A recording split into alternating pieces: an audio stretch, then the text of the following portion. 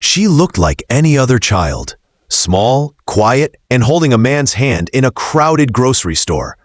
But in one haunting moment, her eyes screamed a truth no one else saw. A tiny, silent gesture that could have gone unnoticed, until one man stopped, looked closer, and realized she was begging for help. What followed was a heart-pounding pursuit through the aisles that would change both their lives forever. If you're new to the channel, please subscribe and like the video. It helps more than you know. Also, tell us in the comments where you're watching from. If this story moved you, we'd love to hear your thoughts, so drop a comment below and let us know what you think. Now, let's jump into the story. It was a peaceful Sunday afternoon in Maplewood, the kind of day that made the world feel safe and slow. Families strolled through tree-lined streets, kids played near sprinklers, and the hum of life was gentle and predictable. At Harlow's Market, the town's oldest grocery store, the usual crowd filled the aisles. Shopping carts rattled over tile floors. Cashiers scanned items with mechanical beeps. Conversations drifted like background music. Lucas Marin didn't expect anything unusual. He had come in to grab milk, cereal, and a frozen pizza for dinner. A former paramedic who now worked as a health teacher at the middle school, Lucas was known around town for being kind, quiet, and deeply observant. He had spent years noticing the little things, changes in breathing, flickers of fear in someone's eyes, the silent signs most people missed. It was just part of who he was. As he turned into aisle 5, the cereal aisle, he saw them. A little girl, no older than 7, walked beside a tall man with broad shoulders and a heavy step. She wore a yellow sundress that swayed with her small, hesitant strides. Her dark hair was tied back in a loose ponytail, and her sneakers were scuffed and mismatched. She held the man's hand tightly, or maybe it was the other way around. His hand wrapped around hers with a grip that seemed more like control than comfort. To anyone else, it might have looked like a father and daughter shopping on a lazy afternoon. But something about the girl caught Lucas's eye. She wasn't looking at the shelves. She wasn't asking for snacks like most kids her age. Her gaze was fixed. Not on the man, not on the food, but straight ahead, as if she were somewhere far away. And then it happened. As the man bent slightly to grab a box of crackers, the girl turned her head.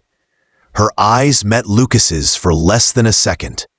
And in that moment, she lifted her free hand, slowly, quietly, deliberately. Her palm faced outward, fingers tucked over her thumb, then closed into a fist. It was subtle, almost unnoticeable, but Lucas had seen that motion before. It wasn't a wave, it wasn't a stretch, it was a signal. The silent hand sign for help. His breath caught.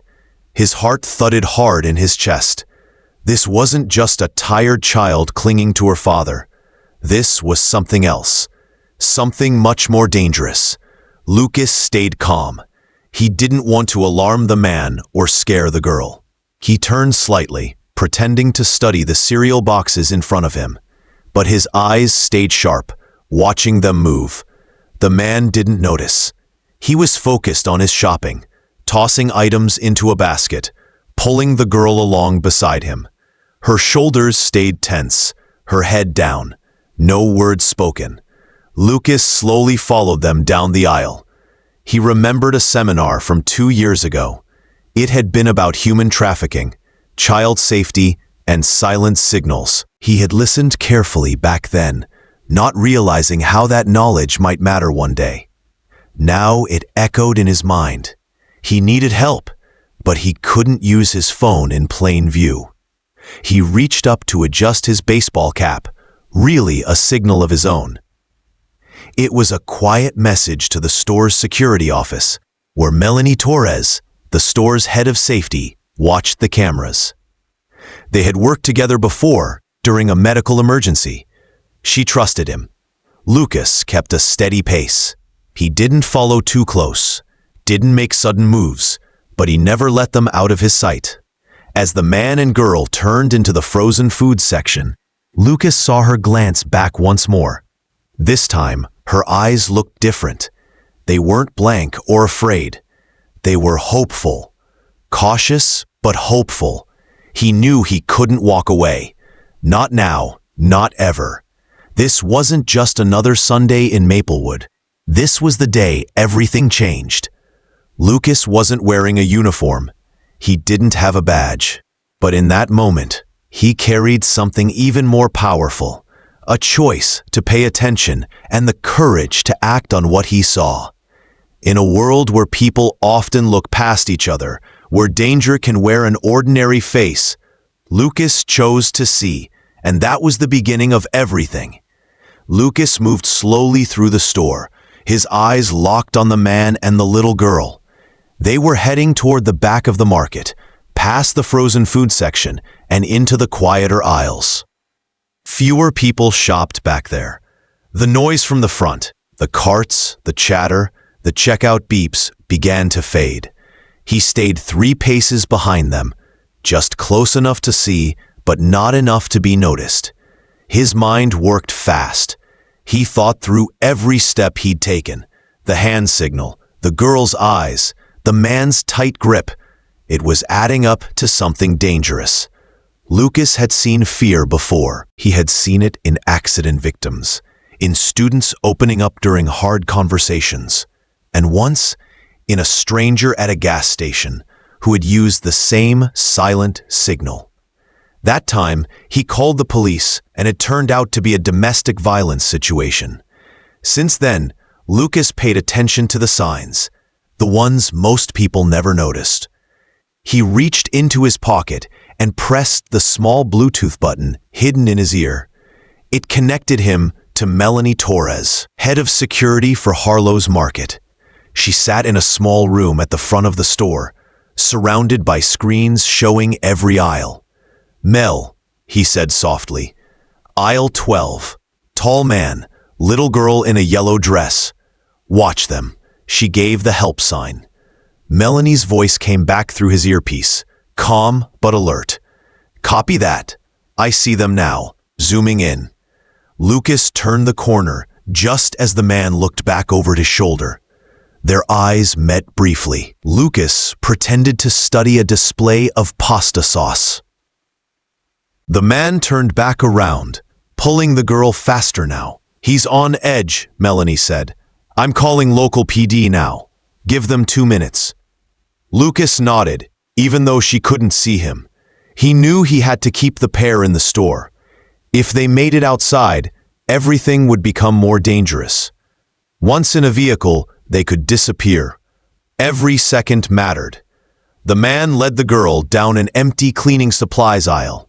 Lucas followed from the opposite end, watching carefully. The man stopped to pick up a bottle of window cleaner, but his movements were rushed, unsteady. The girl's arm was still tightly gripped in his hand. Lucas felt his pulse rise. He couldn't act yet, not without backup. But he needed to do something. "Mel, lock exit 3, he whispered. "Already done," she replied. "Police are en route. 3 officers heading in now."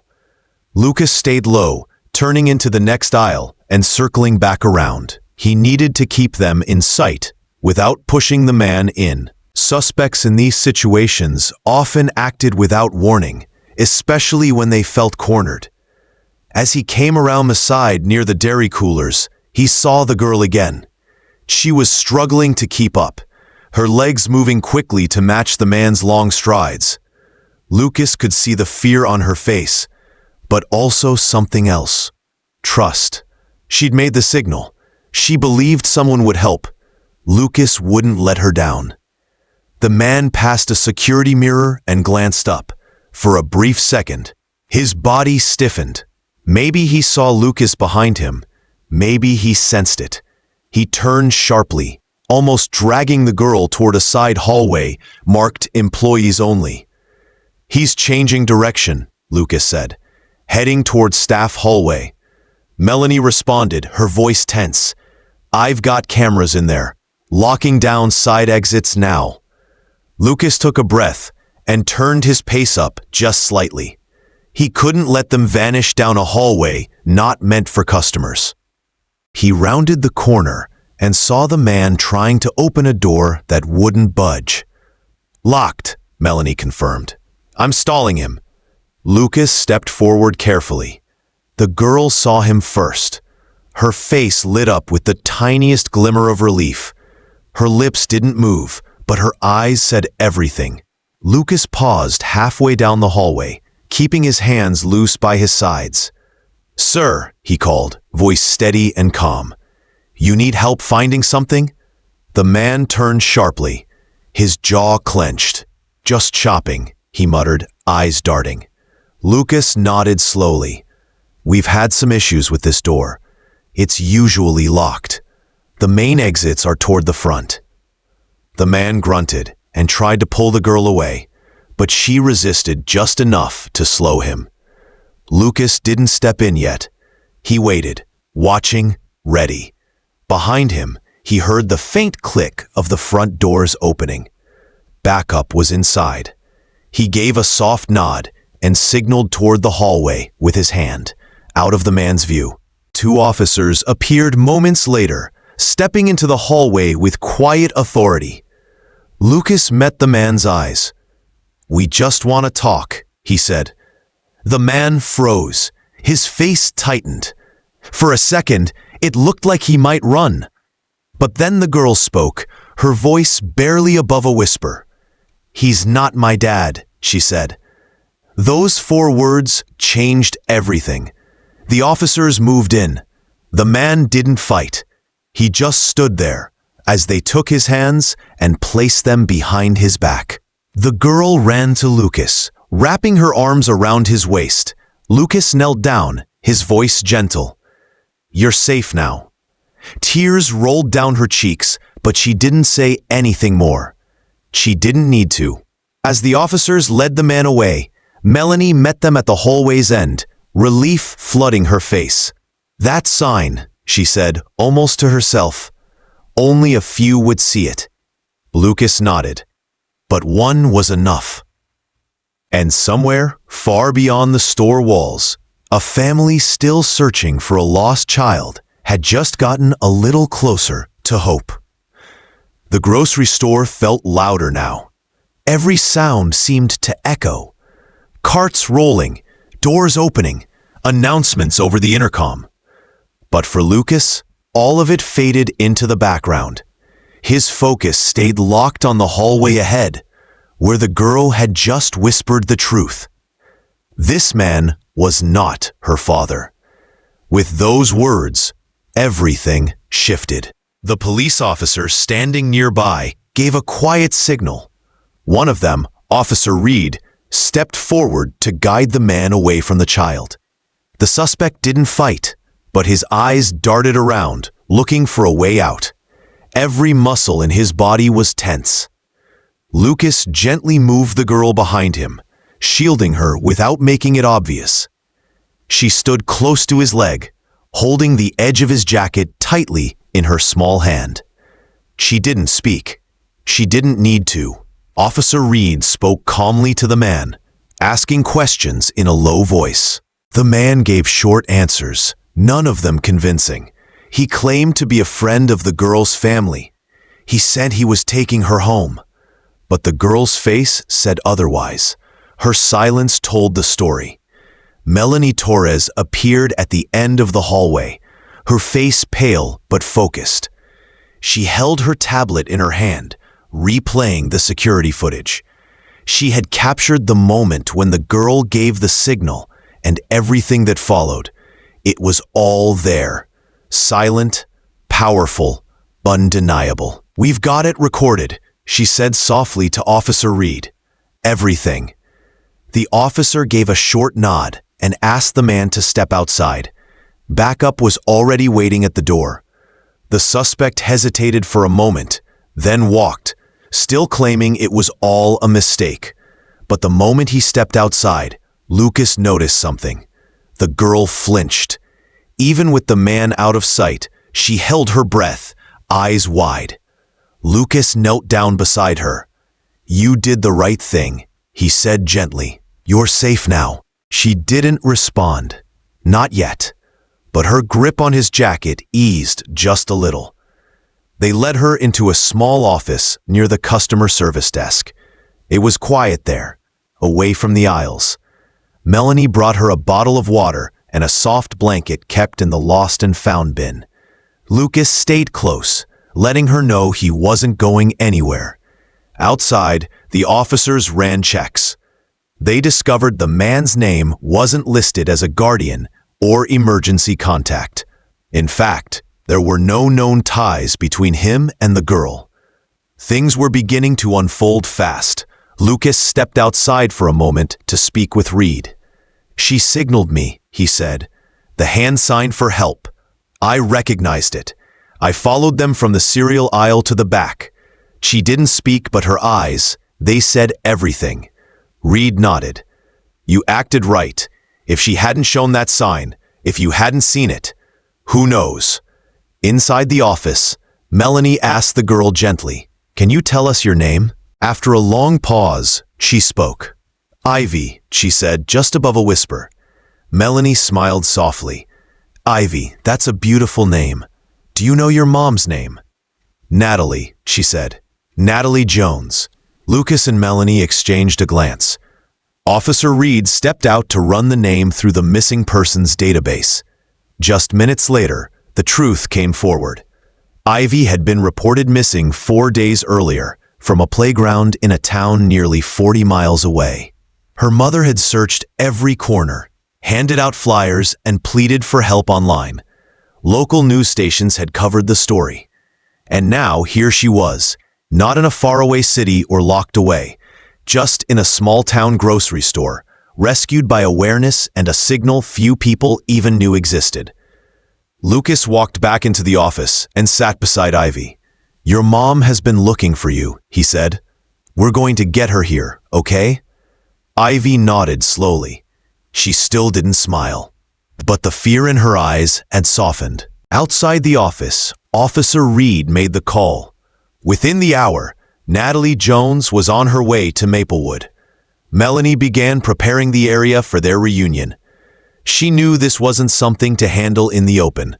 It had to be quiet, respectful, healing. Lucas stayed with Ivy while they waited. He told her a little about himself, how he used to ride in ambulances and now teaches health at the school.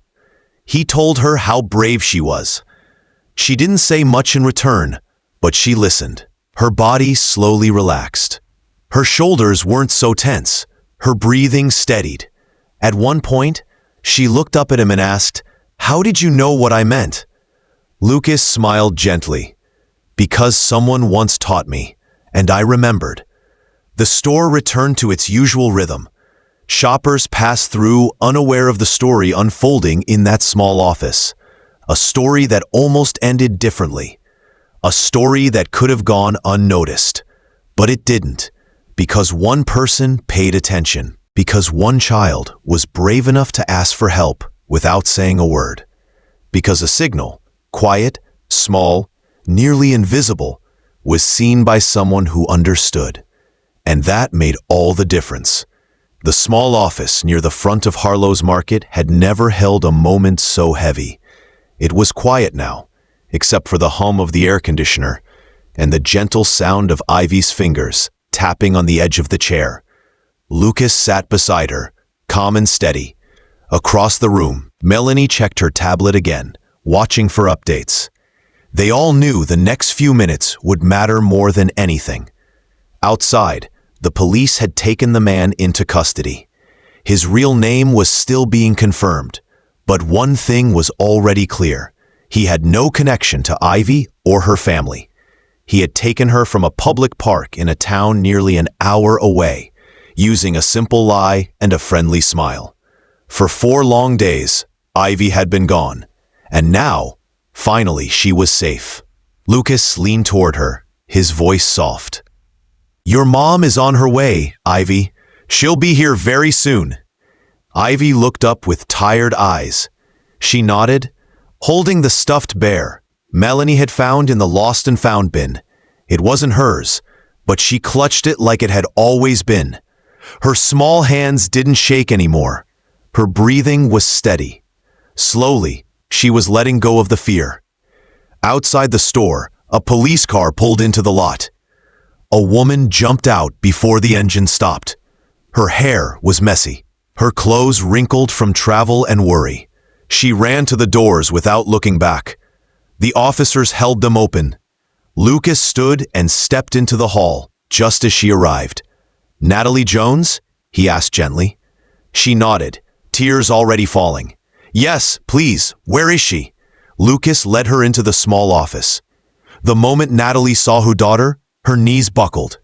Ivy looked up, and for a second, she didn't move. But then she ran, arms open, the bear falling to the floor. "Mom!" she cried out. They met in the middle of... Natalie dropped to her knees and wrapped her daughter in a hug so tight, it looked like she would never let go. Ivy cried into her shoulder, but they were no longer tears of fear. They were tears of release, tears of finally being found. Melanie stepped out to give them space. Lucas stayed by the door, watching with quiet respect. He knew this was the moment they would remember forever. Not the store, not the aisles, not the flashing lights. Just this, the reunion of a mother and her child. After a long while, Natalie looked up at Lucas. "You saved her," she said, voice shaking. "How did you know?" Lucas shook his head. "She saved herself. I just saw the sign." Natalie held Ivy closer. "I taught her that sign," she said quietly. "We talked about what to do if she was ever in danger. I never thought she'd have to use it." "But she did," Lucas replied, "and it worked." The rest of the evening moved slowly. Officers finished their reports. Ivy was checked by a local nurse and cleared to go home. She stayed close to her mom the entire time, never letting go of her hand. Lucas walked them to their car when it was time to leave. Before they drove away, Ivy opened the back door and leaned out. "Thank you," she said softly. Lucas smiled. "You're welcome, Ivy. You were very brave." As the car disappeared down the road, Lucas stood alone in the parking lot for a moment. The sun was setting behind the trees. The air was warm. Everything looked the same, but something inside him had changed. Inside the store, Melanie was already reviewing the footage again. She planned to share the silent hand signal training with every employee.